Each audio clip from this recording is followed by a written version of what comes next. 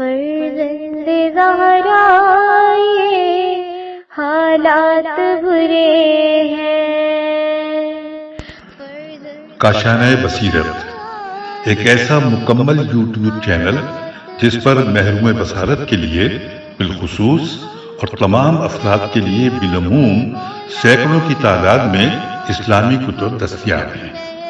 لہذا گزارش ہے کہ آپ اپنی ذمہ داری نبھاتے ہوئے کاشانۂ بصیرت کو سبسکرائب کرنے کے ساتھ ساتھ بیل آئیکن کو پریس کیجیے تاکہ آپ علم کے حصول کے ساتھ ساتھ مذہب اہل بیت کی اشاعت میں بھی اہم کردار ادا کرتے رہیں۔ کاشانۂ بصیرت، کاشانۂ بصیرت، کاشانۂ بصیرت۔ فرزند زہرا یہ حالات برے ہیں۔ بسم اللہ الرحمن الرحیم۔ یہ کتاب مرحومہ عابدہ سلطانہ بنت فضل حسین کے ریلیٹیوز کی خواہش پر ریکارڈ کی جا رہی ہے اور آغاز میں آپ سب سے التماس سورہ فاتحہ ہے۔ مرحومہ عابدہ سلطانہ بنت فضل حسین اور کل مومنین مومنات۔ اعوذ باللہ من الشیطان الرجیم، بسم اللہ الرحمن الرحیم۔ عزیز سامعین السلام علیکم۔ کتاب معالی الصبتین کی جلد نمبر 1 کی ریڈنگ کا سلسلہ جاری ہے۔ صفحہ نمبر 258 11ویں مجلس ہے اور ہیڈنگ ہے امام حسین علیہ السلام کے ساتھی شہداء کا مقام۔ ارشاد قدرت ہے کہ اللہ نے مومنین سے ان کی جانیں اور مال حقیقی اور پکے معاہدے سے اللہ نے سودا کیا ہے کہ اگر انہوں نے راہ خدا میں جان دی، دشمن کو قتل کیا یا خود شہید ہو گئے تو انہیں جنت ملے گی۔ یہ اللہ کا وعدہ حق ہے۔ چونکہ انسان کے لیے انسان کی قیمتی سرمایہ انسان کی اپنی جان ہوتا ہے، کیونکہ انسان اپنی جان کے تحفظ میں سب کچھ خرچ کر دیتا ہے، اس لیے جس چیز پر جان قربان کی جائے وہ جان سے بھی زیادہ قیمتی ہوگی، اور جس چیز پر جان دی جاتی ہے وہ دین ہے۔ دین اللہ کا ہے، بنا بری دین پر جان قربان کرنے والا اپنی جان اللہ کے سپرد کرتا ہے۔ لہٰذا عقل کا تقاضا ہے کہ تمام اعمال کی نسبت جہاد کو افضل العبادات ہونا چاہیے۔ اللہ نے بھی یہی فرمایا کہ جہاد افضل العبادات ہے۔ نبی کریم کا ارشاد ہے کہ نیکیوں کی درجہ بندی میں ہونے کی دوسری نیکی سے افضل ہوتی ہے، لیکن جب معاملہ جہاد پر پہنچ جاتا ہے تو پھر جہاد سے افضل کوئی بھی نیکی نہیں ہوتی۔ نگاہ قدرت میں خون شہید سے زیادہ کوئی چیز افضل اور اشرف نہیں۔ اللہ کی طرف سے شہید کو 7 خصوصی انعامات سے نوازا جاتا ہے۔ نمبر 1، جب خون شہید کا پہلا قطرہ زمین پر گرتا ہے تو اللہ اس کے تمام گناہ معاف کر دیتا ہے۔ نمبر 2، گناہوں کی معافی کے بعد جب شہید زمین پر گر جاتا ہے تو جنت میں ہونے والی بیویاں یعنی حوریں شہید کا سر اپنی گود میں رکھ لیتی ہیں، اس کے چہرے سے غبار جنگ صاف کر کے اسے خوش آمدید کہتی ہیں۔ نمبر 3، شہید کو جنت کا لباس پہننے کی خاطر دیا جاتا ہے۔ نمبر 4، جنت کے غلمان دوڑ کر آتے ہیں اور جنت کی خوشبو لے کے حاضر ہوتے ہیں۔ ہر غلمان کی خواہش ہوتی ہے کہ خوشبوئے جنت سب سے پہلے خدمت شہید میں پیش کروں۔ نمبر 5، میدان جنگ ہی سے جنت میں سے اس کا مکان دکھایا جاتا ہے۔ نمبر 6، شہید سے کہہ دیا جاتا ہے کہ جنت میں جس جگہ کو تو پسند کرے وہ تیرا مسکن ہوگا۔ نمبر 7، شہید اس رحمت خدا کا مشاہدہ کرتا ہے جو انبیاء اور اولیاء کے لیے مخصوص ہوتی ہے۔ شہید کی جنت میں بھی یہ خواہش ہوتی ہے کہ اگر اسے ایک مرتبہ پھر دنیا میں جانے کا موقع مل جائے تو وہ جا کر پھر راہ خدا میں جان دے کر شہید ہو جائے، اور جنت میں شہداء کو ایک سبز قبا کے سائے میں رہنے کے لیے جگہ ملے گی جہاں صبح و شام انہیں رزق ملے گا۔ اسی لیے ارشاد رب العزت ہے کہ جو لوگ راہ خدا میں شہید ہوئے انہیں مردہ مت کہو، وہ اللہ کی بارگاہ میں زندہ ہیں اور انہیں رزق مل رہا ہے۔ کون جانتا ہے کہ مقام شہادت جو مرتبہ شہدائے کربلا کو حاصل ہوا ہے وہ کیا ہے؟ یقیناً وہ کسی کو نہیں مل سکا۔ حضرت علی نے فرمایا کہ قیامت کے دن افضل الشہداء میرے حسین کے ساتھی ہوں گے۔ انصاران امام حسین کو جن خصوصی انعامات سے نوازا گیا ہے اگرچہ وہ بے شمار ہیں، ہم بطور چند نمونے کے طور پہ پیش کرتے ہیں۔ امام حسین نے شب عاشور اپنے انصار سے فرمایا کہ مجھے میرے نانا نے ایک دن بتایا تھا کہ بیٹے ایک وقت آئے گا کہ جب حالات تجھے زمین کربلا میں جانے پر مجبور کر دیں گے۔ یہ وہ زمین ہے کہ جس کی زیارت تمام انبیاء اور اولیاء کر چکے ہیں۔ قدیم زمانے میں اس کا نام امورا تھا، تو بھی وہاں شہید ہوگا اور تیرے انصار بھی شرف شہادت سے مشرف ہوں گے۔ دنیا میں اللہ انہیں اس انعام سے نوازے گا، اگرچہ گرمی کی شدت اور حدت میں کئی گنا اضافہ ہوگا، لیکن جس طرح اللہ نے جناب ابراہیم پر آگ کو برد اور سلامتی بنا دیا تھا، اسی طرح سے تیرے انصار کی خاطر اس گرمی کی عدت کو برد اور سلامتی بنا دے گا۔ امام صادق علیہ السلام نے فرمایا کہ اللہ نے انصاران حسین کو دنیا میں ان کے مقامات جنت دکھا دیے۔ اس کی تائید حضرت حجت کی زیارت سے بھی ہوتی ہے کہ میں گواہی دیتا ہوں کہ تمہارے سامنے سے پردے ہٹ گئے تھے اور تمام نعمات تمہارے لیے چن دی گئی تھیں۔ اللہ نے تم پر عنایات کی بارش کی، تم بھی حق کی نصرت میں پیچھے نہ ہٹے، تم ہم سے پہلے جنت میں پہنچے اور ہم آپ کے نقش قدم پر قیامت میں پہنچنے والے ہیں۔ اللہ کی رحمتیں اور برکتیں تم پر نازل ہوں۔ شاید یہی وجہ ہے کہ انصاران امام مظلوم شہادت کے معاملے میں ایک دوسرے سے سبقت لے جانے کی کوشش کر رہے تھے۔ ام ایمن کی نقل کردہ حدیث میں ہے کہ حضور نے فرمایا، میدان کربلا والے وہ خوش نصیب ہوں گے کہ جب یہ لوگ اپنی مقتل کی طرف بڑھیں گے تو ذات عادیت کی طرف سے ملک الموت کو حکم ملے گا کہ ان میں سے کسی کی روح بھی تو قبض نہیں کرے گا، ان کی ارواح میں اپنے ید قدرت سے قبض کروں گا۔ کعب الاحبار جب حضور کی خدمت میں آیا تو اس نے بتایا، قبلہ ہماری کتب میں یہ پیش گوئی بھی موجود ہے کہ ذریت محمد میں سے ایک شخص میدان کربلا میں شہید ہوگا، اس کے انصار کا ابھی تک شہادت کا پسینہ بھی خشک نہ ہوا ہوگا کہ وہ داخل جنت ہو کر حور عین سے خدمت لے رہے ہوں گے۔ اتنے میں امام حسن قریب سے گزرے تو کعب الاحبار نے حضرت سے پوچھا کہ آپ کا وہ شہید بیٹا یہی ہے؟ آپ نے فرمایا، یہ بھی میرا شہید بیٹا ہے، لیکن جس بیٹے کا تذکرہ تو کر رہا ہے یہ وہ نہیں، اس کا چھوٹا بھائی ہے۔ چند لمحات کے بعد امام حسین آئے تو کعب الاحبار نے پوچھا، کیا یہی وہ شہید ہے جس کے انصار کے اتنے فضائل ہیں؟ آپ نے فرمایا، ہاں یہ وہی ہے۔ کعب الاحبار نے کہا کہ ہماری کتب میں ہے کہ عذروِ عرض پر ہونے والے فتنوں میں سے عظیم ترین فتنہ، سنگین ترین مصیبت اور تا قیامت نہ بھولنے جانے والی مصیبت حسین ہے۔ یہی وہ فتنہ ہے جسے قرآن میں اللہ نے بحر و بر کے عظیم فتنے کے ظہور سے تعبیر کیا ہے۔ اس کی ابتدا شہادت حابیل سے ہوئی اور اس کی انتہا شہادت حسین پر ہوگی۔ آسمان میں امام حسین کو حسین مذبوح، زمین میں ابو عبداللہ المقتول اور سمندروں میں زہرا کے مظلوم پھول کے نام سے یاد کیا جاتا ہے۔ اس کا یوم شہادت میں سورج گرہن اور رات کو چاند گرہن ہوگا۔ 3 دن تک دنیا گھمبیر تاریکی میں ڈوبی رہے گی اور آسمان سے خون اور سرخ مٹی کی بارش ہوگی، پہاڑ پھٹ پھٹ جائیں گے، زمین پر زلزلے ہوں گے اور سمندروں میں موجیں ایک دوسرے سے ٹکرا جائیں گی۔ اگر ذریت حسین اور شیعان حسین نہ بچے ہوتے تو اللہ کی طرف سے تمام کرۂ ارض پر عذاب نازل ہو جاتا۔ بہار میں امام صادق سے مروی ہے کہ آپ نے ریان ابن شبیب سے فرمایا، اے ریان، سب سے پہلے قاتلین حسین پر حضرت ابراہیم نے لعنت کی، پھر اپنی اولاد کو نہ صرف قاتلین حسین پر لعنت کرنے کا حکم دیا بلکہ ان سے عہد لیا، پھر حضرت موسیٰ نے قاتلین حسین پر لعنت کی اور اپنی امت کو قاتلین حسین پر لعنت کا حکم دیا۔ اس کے بعد حضرت داؤد نے قاتلین حسین پر لعنت کی اور بنی اسرائیل کو قاتلین حسین پر لعنت کا حکم دیا۔ اس کے بعد حضرت عیسیٰ نے قاتلین حسین پر لعنت کی اور بنی اسرائیل کو قاتلین حسین پر لعنت کا حکم دیا اور فرمایا، اگر تمہیں شہادت حسین کا وقت مل جائے تو اس کی نصرت سے پیچھے نہ ہٹنا۔ اس کی نصرت میں شہادت ایسے ہوگی جیسے انبیاء کے ساتھ شہادت کا درجہ ہوتا ہے۔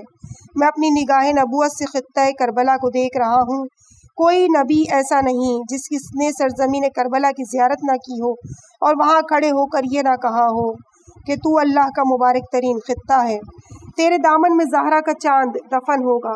ایک روایت میں ہے کہ تمام اہل ارض و سما، تمام جن، تمام انسان، تمام درندے اور تمام پرندے قاتلین حسین پر لعنت کرتے ہیں اور پرندوں میں سب سے زیادہ لعنت کبوتر کرتا ہے۔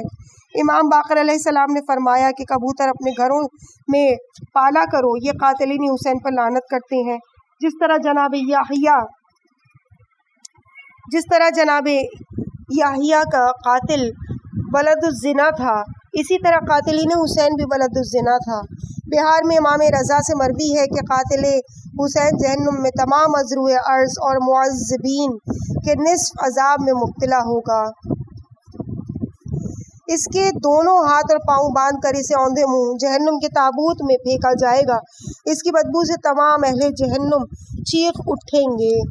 جب قاتلین حسین کا ایک چمڑا جل جائے گا تو انہیں دوسرا چمڑا اڑا دیا جائے گا۔ بہار کے مطابق جب ابن زیاد نے لشکر یزید کو جمع کیا، ان کی تعداد 70,000 تھی، ان سے کہا کہ زہرہ زادے کو اپنے ہاتھ سے قتل کرنے کا ذمہ کون لیتا ہے؟ کسی نے جواب نہ دیا، سب خاموش رہے۔ جب ابن زیاد نے تمام کو خاموش دیکھا تو ابن سعد سے کہا، میں چاہتا ہوں کہ تو اپنے ہاتھ سے فرزند رسول کو قتل کر۔ ابن سعد نے کہا کہ آپ مجھے اس سے معاف رکھیں۔ ابن زیاد نے کہا، کوئی بات نہیں، میں مجبور نہیں کرتا، تو حکومت رہ کا معاہدہ مجھے واپس کر دے۔ عمر سعد نے کہا کہ مجھے 1 رات کی مہلت دے دے۔ ابن زیاد نے کہا، تجھے مہلت ہے۔ عمر سعد نے اپنے تمام قبیلے اور اقربا کو جمع کر کے ان سے مشورہ لیا۔ انہی میں عمر کا ایک عزیز کامل نامی تھا۔ کامل نے کہا، اے ابن سعد، یہ میں کیا دیکھ رہا ہوں کہ تو قتل ابن فاطمہ کے سلسلے میں ہم سے مشورہ کر رہا ہے؟ کیا تجھے دین کا خیال نہیں ہے یا تیری عقل گھاس چر گئی ہے؟ ذرا تو سوچ لے کہ کس سے جنگ کر رہا ہے۔ انا للہ و انا الیہ راجعون۔ جہاں تک میرا تعلق ہے تجھے بتا دوں، اگر مجھے اپنی پوری دنیا کی حکومت دی جائے اور کہا جائے کہ اس کے عوض امت محمد کے کسی ایک بے گناہ کو قتل کر دوں تو میں قرۂ ارض کی حکومت ٹھکرا دوں گا کہ امت محمد میں کسی ایک بے گناہ کو قتل نہیں کروں گا، اور تو فرزند رسول کو قتل کرنے کا مشورہ لے رہا ہے۔ کل قیامت کو رسول کے سامنے پیش ہونا ہے، آخر کیا جواب دے گا؟ ایک بات تجھے بتا دوں کہ میں اللہ کو گواہ کر کے کہتا ہوں کہ اگر تو نے حسین سے جنگ کی یا اسے شہید کیا یا اس کے خلاف اعازت کی تو اس دنیا میں زیادہ دن زندہ نہیں رہ سکے گا۔ عمر سعد نے کہا، کیا تو مجھے موت سے ڈراتا ہے؟ تجھے نہیں معلوم کہ میں حسین سے جنگ کرنے میں اور جنگ کے بعد 70,000 کا سالار ہوں؟ کون ہے جو مجھ پر ہاتھ اٹھائے گا؟ اس کے علاوہ ملک رہے گا، میں بلا شرکت غیر حکمران ہوں گا۔ کس کی جرت ہوگی جو آنکھ اٹھا کر میری طرف دیکھ بھی سکے؟ کامل نے کہا، ممکن ہے میری بات تیری سمجھ میں آ جائے، میں تجھے ایک بات سناتا ہوں، اس کے بعد تیری مرضی۔ ایک مرتبہ میں تیرے باپ کے ساتھ ایک قافلے میں شام کو جا رہا تھا کہ راستے میں قافلے سے بچھڑ گیا اور راستہ بھول گیا۔ حیران پریشان صحرا میں بھٹک رہا تھا، پیاس لگ رہی تھی، پانی پاس نہ تھا، ادھر ادھر مارا پھر رہا تھا کہ دور سے مجھے ایک گرجا نظر آیا۔ میں اس طرف چلا گیا، گرجا کے دروازے پہ پہنچا، گرجا بند تھا۔ میں نے دق الباب کیا، چھت پر سے ایک راہب نے مجھے دیکھا اور پوچھا، کون ہے؟ میں نے بتایا، میں مسافر ہوں اور پیاسا ہوں، پانی پینا چاہتا ہوں۔ اس نے مجھے بغور دیکھنا شروع کیا، کچھ دیر بعد پوچھا، کیا تو مسلمان ہے؟ میں نے کہا، ہاں مسلمان ہوں۔ اس نے کہا، کیا تو اسی امت میں سے ہے جس نے اقتدار کی لالچ میں اپنے نبی کی آل پر ظلم کیے ہیں؟ میں نے کہا، میں کبھی کسی ظلم میں شریک نہیں ہوا اور میں امت مرحومہ میں سے ہوں۔ اس نے کہا، کیا تو اسی امت میں سے ہے جو اپنے نبی کے فرزند کو پیاسا شہید کرے گی؟ میں نے کہا، کیا ہم اپنے نبی زادے کو شہید کریں گے؟ اس نے کہا، ہاں تم اسے شہید کرو گے، اور مجھے ایسے نظر آ رہا ہے کہ قاتل حسین کے عزیزوں سے ہے تو۔ تجھے یقین رکھنا چاہیے کہ جس دن فرزند رسول قتل ہوا، آسمان و زمین اس کی شہادت پر آنسو بہائیں گے اور موجودات عالم اس کے قاتل پر لعنت کریں گے۔ اس کا قاتل زیادہ دیر تک دنیا میں نہیں رہے گا۔ ایک شخص کھڑا ہوگا جو تمام قاتلین حسین کو قتل کر دے گا۔ میں نے کہا، میں اللہ کی پناہ مانگتا ہوں کہ میں قاتلین حسین میں شمار ہوں۔ راہب نے کہا، اگر تو قتل میں شامل نہیں ہوگا تو تیرے بخت ہے، لیکن قاتل حسین تیرے اقربا سے ہے۔ کامل نے کہا کہ اس کی یہ بات سن کر مجھے پیاس بھول گئی اور میں گھوڑے پر بیٹھ کر پوچھتا شام آیا۔ جب تیرے باپ سے ملا تو اسے تمام واقعہ سنایا۔ تیرے باپ نے بتایا، مجھے بھی اس راہب سے ملنے کا اتفاق ہو چکا ہے۔ اس راہب نے مجھے بھی یہی کہا تھا، اور جہاں تک میں سمجھتا ہوں ممکن ہے اس بدبختی کا مظاہرہ میرا بیٹا عمر کرے۔ اے عمر، اللہ سے ڈر اور جنگ حسین سے باز آ جا۔ جب ابن زیاد کو کامل کی ان باتوں کا پتہ چلا تو اس نے کامل کی زبان کاٹ دینے کا حکم دیا۔ کامل زبان کٹنے کے 2 دن بعد زندہ رہا اور پھر اس دنیا سے رخصت ہو گیا، لیکن ابن سعد کی بدبختی سے جنگ حسین سے باز نہ رکھ سکی۔ اس کے بعد اگلی فصل کا آغاز ہو رہا ہے، یعنی فصل نمبر 3 کا۔ اس فصل میں 3 مجالس ہیں۔ یہ صفحہ نمبر 269 پہ لکھا ہوا ہے اور صفحہ نمبر 270 سے فصل نمبر 3 کی پہلی مجلس کا آغاز ہو رہا ہے۔ ہیڈنگ ہے معاویہ اور امام حسین علیہ السلام۔ بہار میں ہے کہ ایک مرتبہ معاویہ سے اس کے ہم نشینوں نے کہا کہ حسین ابن علی بہت کم گو ہے، ایسے معلوم ہوتا ہے کہ جیسے بولنے کی قوت سے محروم ہے، اگر آپ اسے خطبے کے لیے کہیں تو بڑا لطف آئے گا، کچھ دیر کے لیے مذاق بن جائے گا۔ معاویہ نے کہا قبل ازیں تم لوگ حسن کے متعلق خود بھی دھوکہ کھا چکے ہو اور مجھے بھی خراب کر چکے ہو، ان لوگوں کو میں اچھی طرح سے جانتا ہوں۔ نبی کریم عرب کے فصیح اور بلیغ ترین فرد تھے اور ان دونوں نے ماں کے دودھ کی بجائے اور زبان رسالت چوسی ہے، اس خیال سے باز آ جاؤ، لیکن وہ مسلسل اصرار کرتے رہے۔ معاویہ نے کہا اگر تمہاری مرضی بھی یہی ہے تو ٹھیک ہے، میں حسین سے کہتا ہوں۔ معاویہ نے امام حسین سے کہا اے فرزند رسول، میرا دل تھا کہ آپ ہمیں برسر ممبر کچھ نصیحت اور معاوضہ کرتے۔ امام حسین اپنی جگہ سے اٹھے، ممبر پر تشریف لائے، انتہائی منانت اور بلاغت سے حمد و ثناء الہی بیان فرمائی، پھر آن حضور کی ذات گرامی صفات پر درود اور سلام بھیجا۔ اسی اثنا میں باہر سے ایک شخص داخل دربار ہوا، وہ آپ کو پہچانتا نہیں تھا۔ اس نے پوچھا یہ خطیب کون ہے؟ آپ نے اس کو جواب دیا ہم اللہ کی غالب جماعت ہیں، ہم نبی کریم کی عطرت طاہرہ ہیں، ہم نبی کونین کے طیب اہل بیت ہیں، ہم ان 2 میں سے ایک ہیں جو 2 رسول عربی امت میں بطور ترکہ چھوڑ گئے ہیں۔ ہم وہ ہیں جنہیں رسالت کی زبانی میں وحی ترجمان نے قرآن کے ساتھ دوسرا شمار کیا ہے، جس میں ہر چیز کا مفصل علم ہے اور باطل اسے نہ سامنے سے چھو سکتا ہے نہ عقب سے۔ ہم وہ ہیں جن پر تفسیر قرآن کا معاملے میں اعتماد کیا جا سکتا ہے۔ ہم وہ ہیں جو تعبیل قرآن کی نہیں حقائق واضحہ کلام انہی کا اتباع کرتے ہیں۔ ہماری اطاعت کرو، ہماری اطاعت فرض عین ہے، کیونکہ اللہ نے اپنی اور اپنے رسول کی اطاعت کے ساتھ ہماری اطاعت کو اولی الامر کہہ کر شمار کیا ہے اور فرمایا ہے کہ اللہ کی اطاعت کرو، رسول خدا کی اطاعت کرو اور اولی الامر کی اطاعت کرو۔ اگر کسی موقع پر نزاع ہو جائے تو نزاع میں ثالث رسول کو بناؤ۔ دوسرے مقام پر اللہ نے فرمایا اگر یہ لوگ اپنے تنازعات کو رسول خدا اور اول الامر کے پاس لے کر آئیں تو وہ لوگ جو حقائق آشنا ہیں استنباط کر کے یقیناً حقیقت نظر جان لیتے ہیں۔ اگر تم پر اللہ کی نوازش اور رحمت نہ ہوتی تو چند افراد کے سوا تم تمام کے تمام شیطان کے مقتدی ہوتے۔ میں تمہیں شیطان کی پکار سے ڈراتا ہوں، شیطان تمہارا کھلم کھلا دشمن ہے، کہیں شیطان کے دوست نہ بن جاؤ۔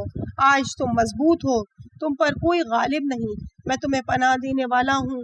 جب دونوں گروہ آمنے سامنے ہوں گے تو شیطان اپنے پچھلے قدموں پر پلٹ جائے گا اور کہے گا کہ میں تو تم سے بری ہوں، پھر تم تلواروں کا چارہ، نیزوں کا نشانہ اور تیروں کا ہدف بن کر مسلے جاؤ گے۔ لیکن یہ ایسا وقت ہوگا جب کسی کو اس وقت کا ایمان لانا فائدہ نہیں دے گا۔ جب آپ یہاں تک پہنچے تو معاویہ نے اپنے ہم نشینوں کو دیکھا، وہ آپ کے خطبے میں محب ہو چکے تھے اور جھوم جھوم کر داد دے رہے تھے۔ معاویہ نے فوراً کہا اے ابا عبداللہ، آج اتنا ہی کافی ہے۔ بہار میں ہے کہ ایک مرتبہ ایک سائل معاویہ کے پاس آیا اور اس سے کچھ مانگا۔ امام حسین معاویہ کے پاس بیٹھے تھے۔ معاویہ نے اس کے سوال پر کوئی توجہ نہ دی۔ اس نے ایک آدمی سے پوچھا یہ معاویہ کے ساتھ کون بیٹھا ہے؟ اس نے جواب دیا دختر رسول کا فرزند حسین ابن علی۔ اس نے آہستہ سے آپ کی خدمت میں عرض کیا کہ آپ میری سفارش فرما دیں۔ آپ نے معاویہ سے سفارش کی، معاویہ نے اسے کچھ دے دیا۔ اس وقت اس نے امام حسین کی شان میں یہ اشعار کہے، میں اس اموی کے پاس کچھ مانگنے کو آیا لیکن اس نے میری کوئی پرواہ نہ کی، حتیٰ کہ فرزند رسول نے اسے مجھ کو کچھ دینے پر آمادہ کیا۔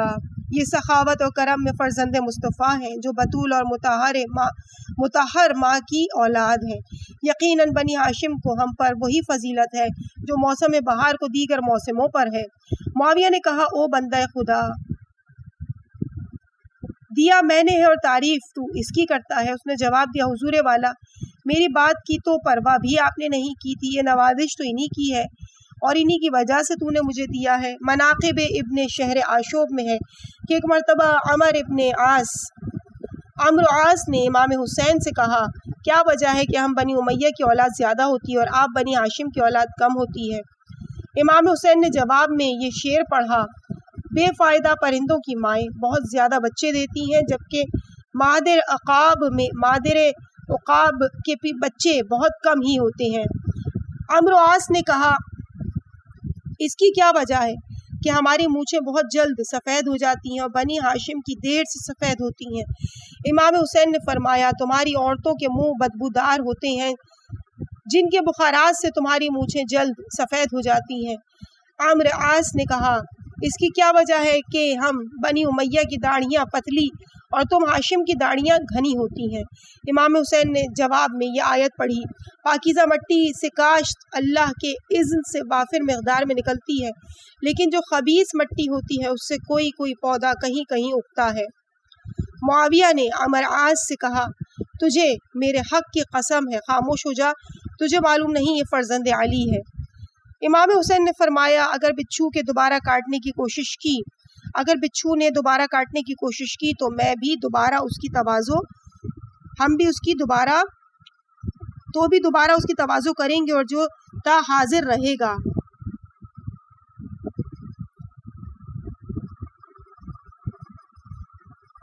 بچھو جانتا ہے اور یقین سے جانتا ہے کہ نہ اس کی دنیا ہے اور نہ ہی آخرت۔ مناقب ہی میں مروی ہے کہ معاویہ نے اپنے مدینہ کے گورنر مروان کو لکھا کہ عبداللہ ابن جعفر طیار سے یزید کے لیے ایک لڑکی کا رشتہ مانگ۔ مروان نے جناب عبداللہ سے بات کی تو جناب عبداللہ نے کہا میری تمام بچیوں کا معاملہ امام حسین کے ہاتھ میں ہے۔ مروان نے امام حسین سے بات کی تو آپ نے فرمایا کہ میں استخارہ دیکھوں گا۔ دوسرے دن جب تمام لوگ مسجد نبوی میں جمع ہوئے اور مروان بھی آ کر بیٹھ گیا، مروان نے امام حسین سے پھر بات کی اور کہا کہ معاویہ نے مجھے یہ بھی کہا ہے کہ عبداللہ ابن جعفر رشتہ دینا قبول کر لے تو حق مہر کا جتنا مطالبہ کیا جائے ادا کیا جائے گا۔ عبداللہ ابن جعفر طیار کے تمام قرض جات ہماری طرف سے ادا کیے جائیں گے، اس رشتے سے دونوں متحارب قبائل میں صلح ہو جائے گی۔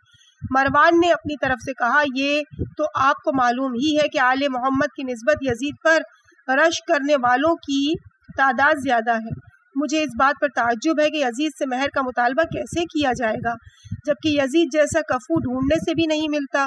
یزید ہی تو وہ شخص ہے جس کے چہرے کا واسطہ دے کر بارش مانگی جاتی ہے۔ اے حسین ذرا اچھا سے جواب دینا۔ امام حسین نے انتہائی اطمینان سے مروان کی باتیں سنی، بعد میں فرمایا اس اللہ کی حمد ہے جس نے ہمیں اپنی ذات کے لیے چنا اور اپنے دین کے لیے ہمیں مصطفیٰ بنایا ہے۔ پھر فرمایا اے مروان جو کچھ تو کہتا رہا ہے ہم خاموشی سے سنتے رہے ہیں، اب تو بھی سن لے۔ جہاں تک مہر کی بات ہے ہم جتنا بھی زیادہ مانگے سنت رسول سے تجاوز کرنا ہمارے بس سے باہر ہے اور ہماری تمام بچیوں اور بچوں کا حق مہر 480 درہم ہے، اس سے زیادہ ہم ایک کوڑی بھی نہیں مانگ سکتے۔ جہاں تک کہ عبداللہ ابن جعفر کے قرض ذمہ داری کا تعلق ہے تو اس سلسلے میں پورا عرب جانتا ہے کہ آج تک ہماری عورتوں نے کبھی ہمارے مردوں کے قرض ادا نہیں کیے۔ جہاں تک دونوں قبیلوں میں باہمی صلح کا تعلق ہے تو تمہاری ساتھ ہماری جنگ دین کے معاملے میں ہے جس کی صلح دنیا کے عوض نہیں ہو سکتی۔ جب دونوں قبیلوں میں نسبتی رشتے صلح کرنے سے عاجز ہیں، جب دونوں قبیلوں میں نسبی رشتے صلح کرنے سے عاجز ہیں تو زوجیت کا یہی رشتہ کب یہ بوجھ اٹھا سکتا ہے؟ رہ گیا یزید سے مہر کا مطالبہ پر تعجب تو یہ اس لیے ہے کہ حق مہر اس ہستی نے بھی معین کیا تھا جو یزید کے دادا سے بدر جہاں بہتر تھی۔ رسول کونین تیرا یہ کہنا کہ یزید جیسا کفو ملنا مشکل ہے تو یزید کا کفو آج بھی وہی ہے جو کل تھا، حکومت آ جانے سے کفو نہیں بدلا کرتے۔ تیرا یہ کہنا کہ یزید کے چہرے سے بارش مانگی جاتی ہے تو یہ توہین رسول ہے، کیونکہ تاریخ نے صرف ایک چہرے کا پتہ دیا ہے جس کی برکت سے بارش مانگی جاتی تھی اور وہ نبی کونین کا رخ انور تھا۔ تیرا یہ کہنا کہ ہم اہل بیت کی نسبت یزید سے رشک کرنے والوں کی تعداد زیادہ ہے، تو ذرا ان رشک کرنے والوں کا جائزہ لے لے کہ یزید اور ہمارا موازنہ کر کے یزید کو ترجیح دینے والے تمام کے تمام لفنگے نظر آئیں گے، اور ہم اہل بیت کو یزید پر ترجیح دینے والے تمام کے تمام شریف اور عقل مند نظر ہوں گے۔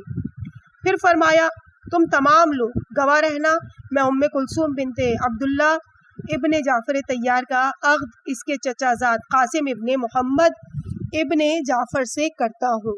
حق مہر سنت کے مطابق 480 درہم ہوں گے، اور میں ان لوگوں کو وادی عقیق میں اپنی اراضی ہبہ کرتا ہوں، جس سے سالانہ 8000 دینار کی آمد ہوتی ہے، اور میں سمجھتا ہوں کہ ان کی زندگی کے لیے سالانہ آمد کافی ہے۔ مروان کا چہرہ غصے سے سیاہ پڑ گیا اور ناراض ہو کر اٹھ گیا۔ اگلے صفحے پہ صفحہ نمبر 278 پہ دوسری مجلس کا آغاز ہو رہا ہے۔ ہیڈنگ ہے تعزیت یا مبارکبادی یزید۔ فاسخ التاریخ میں ہے کہ معاویہ اسی 80 برس زندہ رہا۔ اس کی زندگی کے آخری ایام میں مدینے سے اسے جو خطوط موصل ہوئے ان میں ایک رقعہ تھا جس میں یہ 2 اشعار لکھے تھے: جب مرد صاحب اولاد بن جائیں اور بڑھاپے سے ان کے اعضاء بھی کمزور ہو جائیں اور بیماریاں رفتہ رفتہ ان کا معمول بن جائیں، تو پھر وہ ایسی پکی ہوئی فصل بن جاتے ہیں جس کے کٹنے کا موسم آ جاتا ہے۔ اس رقعے کو پڑھ کر معاویہ نے جب اپنے جسمانی حالات پر غور کیا تو اس نے سمجھ لیا کہ واقعی میں بھی اب پکی ہوئی فصل بن چکا ہوں اور میرے کٹنے کا وقت آ پہنچا ہے۔ چند ہی دن بعد صاحب فراش ہو گیا۔ جب بیماری کا زور بڑھ گیا تو مسعودی کے مطابق یہ اشعار پڑھنے لگا: کاش مجھے 1 گھنٹے کے لیے بھی حکومت دنیا نہ ملتی اور میں اپنی نگاہ کو لذات دنیا میں مرکوز نہ کرتا۔ میں اس فقیر کی طرح ہوتا جس کی کل میراث 2 چادریں ہوتی ہیں اور جو مل چاہتا ہے اس سے پیٹ بھر لیتا ہے اور قبرستان کا راہی ہوتا ہے۔ کامل و تاریخ میں ہے کہ معاویہ نے موت سے پہلے جو خطبہ دیا اس کے چند جملے یہ تھے: میں اب پکی ہوئی فصل کی طرح ہوں، تمہارے سر پر میری حکومت کی مدت کافی طویل ہو چکی ہے، حتیٰ کہ اب میں تم لوگوں سے تھک چکا ہوں اور تم مجھ سے اکتا گئے ہو۔ اب تو حالت یہ ہے کہ میں تم سے جان چھڑانا چاہتا ہوں اور تم مجھ سے پیچھا چھڑانا چاہتے ہو۔ مرض الموت میں بہت زیادہ روتا تھا۔ ایک دن مروان نے پوچھا: کیا مرض اور موت سے گھبرا گیا ہے؟ معاویہ نے جواب دیا: یہ کوئی نئی بات نہیں، مجھے موت نہیں اپنی زندگی پر رونا آ رہا ہے۔ مروان نے کہا: تیری زندگی کو کیا ہو گیا؟ معاویہ نے کہا: کاش حجر ابن عدی اور ان کے ساتھیوں کے خون سے ہاتھ سرخ نہ کرتا، کاش حق علی غصب نہ کرتا، کاش علی سے جنگ نہ کرتا، کاش امت محمد کے سر پر یزید کو مسلط نہ کرتا۔ جب لوگوں کو مرض معاویہ کا علم ہوا تو عیادت کی اجازت مانگی۔ معاویہ نے عمدہ سا لباس پہنا، منہ دھویا، خوشبو لگائی اور عیادت کرنے والوں کو بلایا۔ جب اس نے لوگوں کو دیکھا تو اپنی خفت مرض کو مٹانے کی خاطر یہ شعر پڑھے: اپنے مصائب پر خوش ہونے والوں کو اپنے حوصلے سے دکھاؤں گا کہ میں کبھی حوادث زمانہ کے سامنے جھکنے والا نہیں ہوں۔ انہی آنے والوں میں ایک ہاشمی بھی تھا۔ جب اس نے دیکھا کہ رسی جل گئی ہے مگر بل نہیں گئے تو اس نے جواب میں یہ شعر پڑھ کر سنائے: جب موت کے پنجے گڑ جاتے ہیں تو پھر کوئی طاقت سود مند ثابت نہیں ہوتی۔ جو ہی عیادت کرنے والے واپس ہوئے، معاویہ اپنے بستر پر دراز ہوا اور مر گیا۔ نکلنے والوں نے اپنے پیچھے فوراً آہوزاری اور گریہ و بکا کی آوازیں سن لیں۔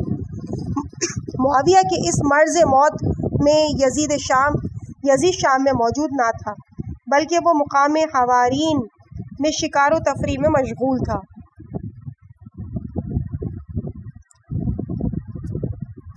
معاویہ نے وصیت کی اور ضحاک ابن قیس اور مسلم ابن عقبہ مروی کے حوالے کی اور انہیں کہا کہ یزید کو دے دینا۔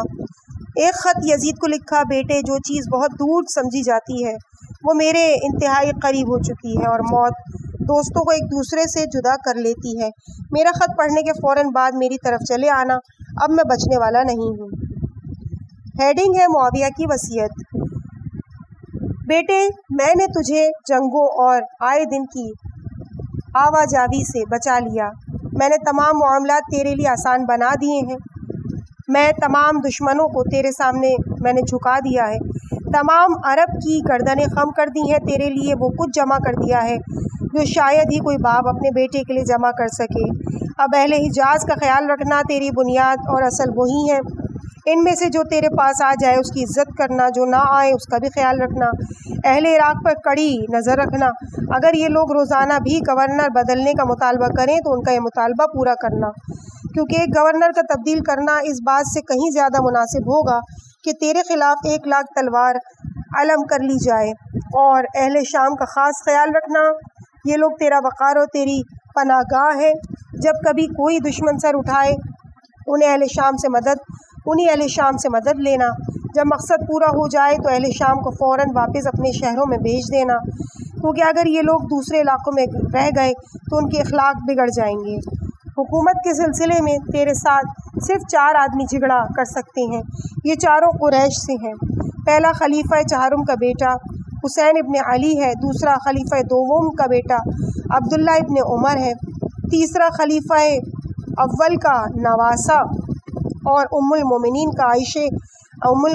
عائشہ کا بھانجا عبداللہ ابن زبیر، اور چوتھا خلیفہ اول کا بیٹا عبد الرحمن ابن ابو بکر۔ محمد سے قرابت کے پیش نظر حسین ابن علی سے چشم پوشی کرنا، عبداللہ ابن عمر تیرے ساتھ ہے تو اسے نہ چھوڑنا، عبداللہ ابن زبیر پر جب موقع ملے اسے ٹکڑے ٹکڑے کر دینا، اور یہ شخص موقع پاتے ہی تجھ پر اس طرح حملہ کرے گا جس طرح شیر شکار پر جھپٹتا ہے، اور بصورت مجبوری تجھے اس طرح پیش آئے گا جس طرح لومڑی۔ عبد الرحمن ابن ابو بکر وہی کرے گا جو اس کے ساتھی کرتے ہیں، دنیا میں اس کا مطمع صرف اور صرف عورتوں سے لذت کا حصول ہے۔ ضحاک ابن قیس نے معاویہ کی نماز جنازہ اس طرح پڑھائی کہ معاویہ کا کفن ہاتھ میں لے کر مسجد میں آیا، لوگوں کو بتایا کہ معاویہ مر گیا، یہ اس کا کفن میرے ہاتھ میں ہے، جب اسے کفن میں لپیٹ کر دفن کر کے اسے اس کے اعمال کے سپرد کرنے والے ہیں، کوئی اس کی جنازے میں حصہ لینا چاہے تو آ جائے۔ جب یزید شکار سے فارغ ہو کر واپس آیا تو معاویہ دفن ہو چکا تھا۔ یزید کے پاس آنے والوں کی سمجھ میں نہیں آ رہا تھا کہ یزید کو معاویہ کی تعزیت کرے یا حکومت کی مبارکباد دے۔ عبداللہ ابن حمام سلونی آگے بڑھا اور کہا، اے امیر معاویہ، اپنی منزل پر چلا گیا ہے، اب اس پر افسوس اور اس کے سوگ سے کچھ ہاتھ نہ آئے گا، یہ دنیا کا دستور ہے، تخت حکومت آپ کا منتظر ہے، آپ اپنی جگہ سنبھال لیں۔ عبداللہ کی بات سن کر تمام حاضرین نے یہی کہنا شروع کر دیا۔ یزید منبر پر بیٹھا اور پہلا خطبہ دیا۔ اس اللہ کی حمد جو ہر کام کرنے میں مختار ہے، جسے چاہے دے، جسے چاہے نہ دے، جسے چاہے پست کر دے، جسے چاہے بلند کر دے۔ معاویہ ابن ابو سفیان کو جب تک اس نے چاہا اس کی رسی دراز کیے رکھی، جب چاہا اس کی زندگی کی رسی کو کاٹ دیا۔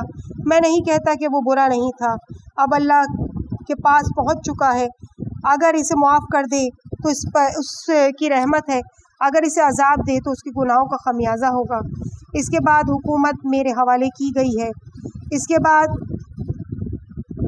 منبر سے اترا، تخت حکومت پر بیٹھا اور اپنے گورنروں کو یہ خط لکھا، یزید کی طرف سے فلاں گورنر کو، اما بعد معاویہ اپنی زندگی تک رہا اور اپنی مدت میں فوت ہو گیا۔ اب تیرے لیے ضروری ہے کہ اپنے تمام اہلیان خواہ بڑے ہوں یا چھوٹے، اور نیک ہوں یا فاجر، ہر ایک سے فردن فردن ہمارے لیے تجدید بیعت کر، اس سے ہماری اطاعت کا عہد اور ہماری حکومت سے وفاداری کا پیمان لے، اور یہ کسی رخصت اور نرمی کے بغیر انتہائی سختی اور شدت سے ہونا چاہیے۔ والسلام۔ مدینہ کے گورنر ولید کو اس عمومی خط کے علاوہ ایک اور خصوصی رقعہ بھی لکھا۔ حسین عبداللہ ابن عمر ابن زبیر کو ہماری بیعت لے، بیعت لینے میں پوری سختی سے کام لے اور کوئی نرمی نہ کر۔ اے ابو محمد، ان لوگوں کو میرا یہ خط دکھا دینا، اسے دیکھنے کے بعد بھی اگر کوئی بیعت نہ کرے تو جواب کے ساتھ میرے پاس اس کا سر بھیج دے۔ والسلام۔ جب ولید کو خط ملا تو اس نے ان تینوں کو بلا بھیجا۔ اتفاقاً دوسرے لوگوں کے ساتھ یہ تینوں بھی مزار نبی کے پاس بیٹھے تھے۔ جب پیغام ملا، ابن زبیر نے امام حسین سے پوچھا، آپ کا کیا خیال ہے؟ ولید نے اس وقت اتنی رات گئے صرف ہمیں کیوں بلایا ہے؟ امام حسین نے فرمایا میرا خیال ہے کہ معاویہ مر گیا ہے اور لوگوں کے علم ہونے سے پہلے یہ ہم سے یزید کی بیعت لینا چاہتا ہے۔ ابن زبیر نے کہا کہ مجھ سے یزید کی بیعت تو نہیں ہو سکتی اور نہ میں اس کی بیعت کروں گا۔ عبداللہ ابن عمر نے کہا ہم اس وقت جاتے ہی نہیں، گھر چلے جاتے ہیں، دروازے بند کر کے سو جائیں گے۔ امام حسین نے فرمایا میں تو بہر صورت ولید کے ہاں جاؤں گا تاکہ حقیقت حال کا پتہ چل جائے۔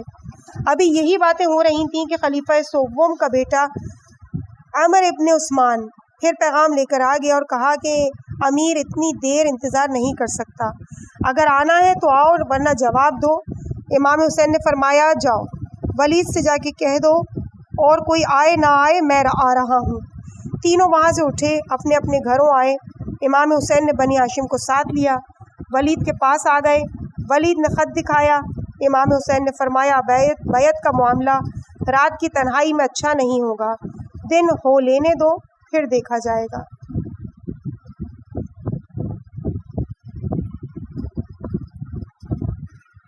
اس کے بعد اگلے صفحے پہ تیسری مجلس کا آغاز ہے، مروان اور فرزند رسول۔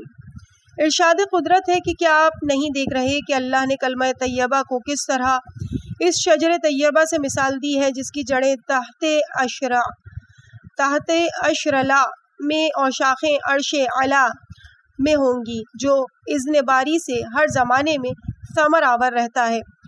اللہ لوگوں کو اس طرح مثالیں دے کر سمجھاتا ہے تاکہ یہ لوگ ذکر خدا کریں، اور کلمہ خبیثہ کی مثال اس شجر خبیثہ جیسی ہے جس کی زمین کے اوپر سے کاٹ لیا جائے اور اس کا کوئی ٹھکانہ نہ رہے۔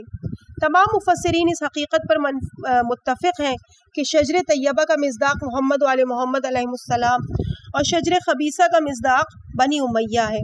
شجر خبیثہ کی 3 شاخوں میں سے ایک شاخ مروان ابن حکم ہے جو کفر، خیانت، خباثت اور محمد و آل محمد سے عداوت میں اپنی مثال آپ تھا۔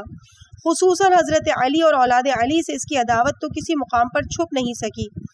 جب یہ معاویہ کی طرف سے مدینے کا گورنر تھا اور معاویہ کے حکم سے تمام مملکت اسلامیہ میں جمعے کے دن ہر خطیب خطبہ جمعہ میں حضرت علی پر سب و شتم کیا کرتا تھا تو انہی میں مروان بھی ایک تھا۔ امام حسن تو اپنے علم کی بدولت خاموش رہتے تھے، لیکن امام حسین کی بدولت اس میں کبھی ہمت نہ ہوتی تھی کہ منبر مدینہ پر حضرت علی کے خلاف کچھ کہتا۔ ایک مرتبہ اسے دشمنان علی نے بہت زیادہ پر انگیختہ کیا تو جمعے کے خطبے میں اس نے بھی حضرت علی کو ناسزا کہا۔ جب امام حسین کو پتہ چلا تو آپ مروان کے پاس آئے اور کہا اے نیلی آنکھوں والی اور جوئیں خورما کے بدنصیب مروان، کیا تیری یہ جرت کہ تو علی کے خلاف برزہ سرائی کرتا ہے؟ مروان نے کہا حسین تو ابھی ناتجربہ کار ہے، نوخیز ہے، زیادہ جذباتی بھی نہ بن۔ امام حسین نے فرمایا میں جذباتی نہیں بن رہا، تجھے تیری اوقات کی آگاہ کیا ہے، اور اب تجھے بتاتا ہوں، تجھے تیرے اوقات سے آگاہ کیا ہے، اور اب میں تجھے بتاتا ہوں کہ علی کے متعلق اللہ کا کیا نظریہ ہے جو اس نے قرآن میں پیش کیا۔ ان الذین آمنوا وعملوا الصالحات، جن لوگوں نے ایمان کے ساتھ اعمال صالح کیے ہیں اللہ ان کے لیے محبت کو فرض قرار دے گا۔ یہ علی اور اس کے شیعہ کے حق میں ارشاد قدرت ہے، جا کر کسی اور سے پوچھ لینا۔ دوسرے مقام پر ارشاد خالق ہے کہ فَإِنَّمَا يَسَّرْنَا، ہم نے قرآن کو تیری زبان پر آسان کر دیا ہے تاکہ اس کے ذریعے تو متقین کو بشارت جنت دے۔ جا کسی صحابی سے پوچھ کہ اس آیت میں متقین کا مصداق علی اور اس کے شیعہ ہیں جنہیں اللہ نے اپنے حبیب کی زبانی جنت کی بشارت دی ہے۔ ایک مرتبہ امام سجاد مروان کے پاس آئے تو اس نے پوچھا آپ کا کیا نام ہے؟ امام سجاد نے جواب دیا علی۔ کہا تیرے بھائی کا کیا نام ہے؟ جواب دیا علی۔ مروان نے کہا علی اور علی، تعجب ہے تیرا باپ اپنی اولاد میں کسی کو بھی نام علی رکھنے سے معاف نہیں رکھتا۔ امام سجاد نے واپس آ کر امام حسین سے تذکرہ کیا تو آپ نے فرمایا اس چمڑے رنگنے اور نیل گوں آنکھوں والی ماں کے بیٹے کو کیا علم ہے کہ مجھے اپنی ماں سے کتنی محبت ہے، لہٰذا اگر اللہ مجھے 1000 بیٹا بھی دے تو ہر ایک کا نام، مجھے اپنے باپ سے کتنی محبت ہے، لہٰذا اگر اللہ مجھے 1000 بیٹے بھی دے تو ہر ایک کا نام میں علی ہی رکھوں گا۔ ایک مرتبہ مروان نے دوران گورنری مدینہ امام حسین سے کہا، اگر فاطمہ بنت محمد کے بیٹے نہ ہوتے تو بھلا بتاؤ تمہارا کیا فخر؟ امام حسین نے وہاں موجود قریشی افراد کو مخاطب کر کے فرمایا، تمہیں اللہ کی قسم جو کچھ میں کہوں گا اگر سچ کہوں گا تو میری تصدیق کرنا، اگر غلط کہوں تو ٹوک دینا۔ کیا میرے اور بھائی کے علاوہ اور کوئی ہے جو قرۂ ارض پر ہم سے زیادہ محبوب رسول ہو؟ تمام قریشیوں نے کہا نہیں۔ آپ نے کہا، کیا میرے اور بھائی کے علاوہ اس قرۂ ارض پر کوئی ایسا ہے جو نواز رسول ہونے کا دعویٰ کر سکے؟ تمام قریشیوں نے کہا نہیں۔ آپ نے کہا، اس قرۂ ارض پر وہ کون ہے جس کے دادا نے یتامہ کے عالم میں کفالت رسول کی ہے؟ تمام نے کہا، آپ کے دادا ابو طالب۔ آپ نے کہا، اس قرۂ ارض پر ہم 2 بھائیوں کے سوا اور کون ہے کہ جن کا باپ نے سب سے پہلے اسلام قبول کیا؟ تمام نے کہا، ایسا کوئی نہیں۔ آپ نے کہا، وہ کس کا باپ تھا جس نے 10 برس کی عمر میں لے کر نبی کونین کی زندگی آخری سانسوں تک کسی بھی مشکل مقام میں ان کا ساتھ کبھی بھی نہیں چھوڑا؟ تمام نے کہا، آپ کا باپ علی تھا۔ آپ نے کہا، کیا تم جانتے ہو کہ رسول صادق کی زبان نے مروان اور مروان کے باپ حکم کے علاوہ کسی اور کو صراحت سے ملعون کہا ہو؟ تمام نے کہا نہیں۔ آپ نے کہا، کیا تمہیں قرۂ ارض پر ان 2 بیٹوں کے سوا اور کوئی ایسا شخص معلوم ہے جو دائرہ اسلام میں رہتے ہوئے اللہ اور رسول اور آل رسول کے سب سے زیادہ دشمن رہا ہو؟ تمام نے کہا نہیں۔ مروان کے دل میں عداوت آل محمد کوٹ کر بھری ہوئی تھی، لیکن اسے موقع نہیں مل رہا تھا۔ جب معاویہ مر گیا اور یزید نے ولید کو امام حسین سے بیعت لینے کے لیے لکھا، ولید نے مروان سے مشورہ لیا۔ مروان نے کہا کہ حسین کبھی یزید کی بیعت نہیں کرے گا، اگر تیری جگہ میں ہوتا تو اس کا سر کاٹ دیتا۔ ارشاد شیخ مفید کے مطابق ولید نے امام حسین کو بلا بھیجا۔ آپ نے بنی ہاشم سے 19 نوجوانوں کو جمع کیا اور فرمایا، مجھے رات کے اس وقت ولید نے بلایا ہے، ممکن ہے میں کسی ایسی بات کا مطالبہ وہ مجھ سے کرے جو میں نہ مانوں، ایسی صورت میں مجھے اس پر بھروسہ نہیں ہے، تم میرے ساتھ چلو۔ جب آپ دارالامارہ کے دروازے پر آئے تو آپ نے فرمایا، تم یہاں انتظار کرو، میں اندر جاتا ہوں، اگر میری آواز بلند ہو جائے تو اندر آ جانا۔ امام حسین اندر گئے۔ ولید نے اٹھ کر استقبال کیا، مروان پاس ہی بیٹھا تھا۔ ولید نے موت معاویہ کی اطلاع دی۔ امام نے فرمایا، انا للہ و انا الیہ راجعون۔ ولید نے یزید کا خط دکھایا۔ امام حسین نے فرمایا، موجودہ حالات کے مطابق رات کے وقت خاموشی سے میری بیعت تو شاید آپ کے لیے مفید نہ ہو۔ ولید نے کہا، آپ درست فرما رہے ہیں۔ امام حسین نے فرمایا، پھر صبح ہو لینے دو، دیکھیں گے۔ ولید نے کہا، ٹھیک ہے، آپ تشریف لے جائیں، کل صبح تشریف لائیے گا۔ امام حسین اٹھ کر جانے لگے۔ مروان نے کہا، اگر اس وقت حسین تیرے ہاتھ سے نکل گیا تو پھر تلاش کرتا پھرے گا، اگر بیعت لینا ہے تو اسی وقت بیعت لے لے، یا حسین کو گرفتار کر کے صبح کو جب تک بیعت نہ کرے اس وقت تک نہ چھوڑنا۔ امام حسین نے فرمایا، او مروان، ذرا سوچ لے کہ تو کیا کہہ رہا ہے، بھلا مجھے بتا، تو مجھے قتل کرے گا یا تیرا گورنر ولید؟ پھر آپ ولید کی طرف متوجہ ہوئے اور فرمایا، ولید، تو اچھی طرح جانتا ہے کہ ہم اہل بیت نبوت اور معدن الرسالہ ہیں، کائنات کا نقطۂ آغاز بھی ہم ہیں اور عالم کا اختتام بھی ہمارے ذریعے ہوگا، جبکہ یزید فاسق ہے، فاجر ہے، شرابی ہے، قاتل ہے۔ ان حالات میں بھلا مجھ جیسا شخص یزید جیسے شخص کی بیعت کس طرح سے کر سکتا ہے؟ صبح ہونے دو، پھر دیکھیں گے۔ یہ سن کر مروان نے تلوار نکالی اور آپ پر حملہ کرنے کے ارادے سے آگے بڑھا۔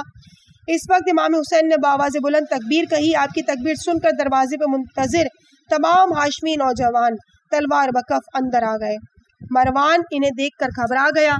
مؤلف کہتا ہے، عزاداروں، ذرا اس وقت کا مواخذہ اس وقت سے کریں کہ جب امام حسین زخموں سے چور تنہا تھے۔